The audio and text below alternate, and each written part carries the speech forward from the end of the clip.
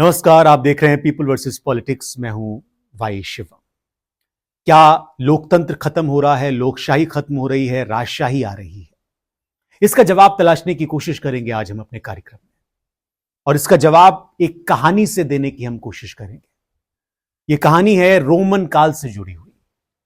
Roman दौर को अगर आप समझना चाहते हैं तो इसको 3 हिस्सों में बांटकर आप समझ सकते हैं। पहला दौर था जो रोमस रिमुलस से शुरू होता है, एक सिटी स्टेट जिस पर राजा का शासन है।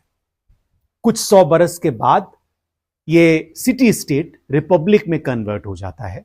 यह दूसरा दौर है।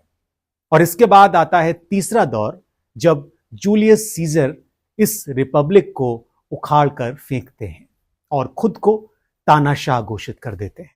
सीनेट की सीढ़ियों पर सीजर की हत्या का उद्देश्य रिपब्लिक व्यवस्था को रिस्टोर करने का था, लेकिन सीजर की मौत से जनता उसके पक्ष में आ जाती है, उसके हक में आ जाती है, और इस सहानुभूति का फायदा मिलता है उसके भतीजे को, यानी ऑगस्टस को, जो सत्ता पर काबिज हो जाता है।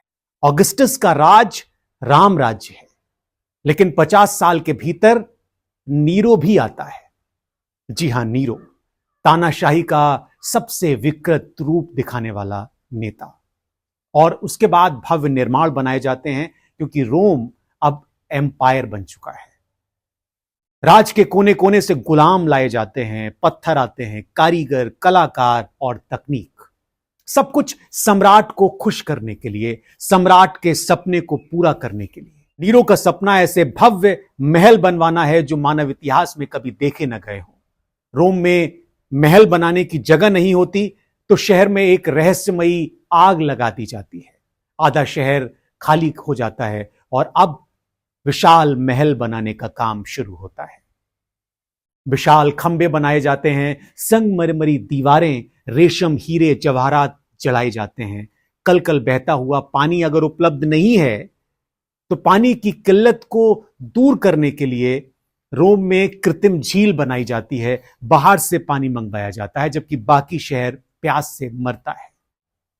इसी तरह से गीजा के पिरामिड भी बनाए गए। इसको बनाने के लिए पत्थर और मुफ्त के गुलाम अफ्रीका से लाए गए। ताजमहल का संगमरमर जो था वो मकराना से लाया गया था। आयरलैंड की अगर आप विशाल मैंशन देखें, मैनचेस्टर की मिलें देखें, तो यहां पर हिंदुस्तानी दौलत का असर दिखता है। उनकी औद्योगिक क्रांति के हस्तशिल्प की कब्र पर ये खड़ी हुई हैं। और तब लंदन पूरी दुनिया की कॉलोनीज को लूटकर एक खूबसूरत शहर बन पाया। आज इन शहरों में दुनिया भर के लोग आते हैं और इसकी भव्यता की तारीफ करते हैं। ताजमहल, गीजा के पिरामिड देखकर जो लोग दांतों तले उंगलियां दबाते हैं और कहते हैं कि सदियों पहले हमारे पूर्वजों की तकनीक कितनी उन्नत थी, कितने कारीगर थे, उनके भीतर कितना सौंदर्य बोध था, कितना विकास किया था उन लोगों ने, और आह और वाह करते हैं।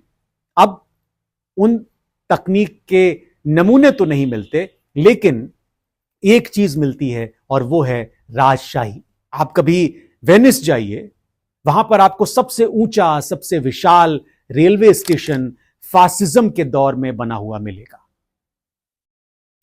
हिटलर का जर्मेनिया अगर बन जाता, जो उसका ख्वाब था, तो विश्व का सबसे विकसित शहर होता जर्मेनिया। इसकी नई संसद का डोम रोमन पंथियान से 5 गुना बड़ा होता। अलाउद्दीन खलजी अगर कुतुब मीनार के बगल में अपना प्रोजेक्ट पूरा कर पाते तो वो इमारत, जिसका नाम अलाई मीनार था, कुतुब मीनार से 2 गुनी ऊंची होती। आप कल्पना कर सकते हैं कि उसका कितना रुतबा होता। लेकिन आजादी के बाद भारत की सरकारों ने तो ताजमहल नहीं बनाए, उन्होंने कुतुब मीनार नहीं बनाए, उन्होंने इस तरह की इमारतें नहीं बनाई। उन्होंने हाउसिंग सोसाइटीज बनाई, पंचायत घर बनाए, छोटे छोटे स्कूल, छोटे छोटे रेलवे स्टेशन बनाए, और पुराने मुगलिया किले पर ही उन्होंने आजादी का झंडा फहराना उचित समझा। उन्होंने सही समझा कि वायसराय के घर को ही राष्ट्रपति भवन में तब्दील कर दिया जाए, उनके लिए एक बड़ा भव्य महल ना बनवाया जाए, क्योंकि भारत की सरकार रिपब्लिक थी। तानाशाह नहीं थी। वो शासन जनता के प्रति उत्तरदायी था, राजा की सनक पूरी करने का औजार नहीं था। यह फर्क था लोकशाही और राजशाही में।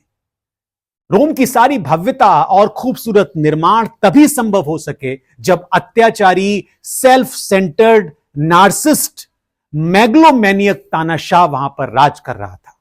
तभी यह सब संभव हो सका। गीजा के पिरामिड को अगर आप देखें तो यह तभी संभव हो सका जब जनता के पैसे को लूटा गया। हिटलर की राजधानी तभी बन सकी, गुलाम ज्यूस के श्रम से ही वो राजधानी बन सकी। निर्माण राजा के मन की था देते हैं। कोई है जो लोकशाही के नाम पर चुनकर आता है और फिर राजशाही में खुद को बदल लेता है। ये कई देशों में हो रहा है, शायद हिंदुस्तान में भी।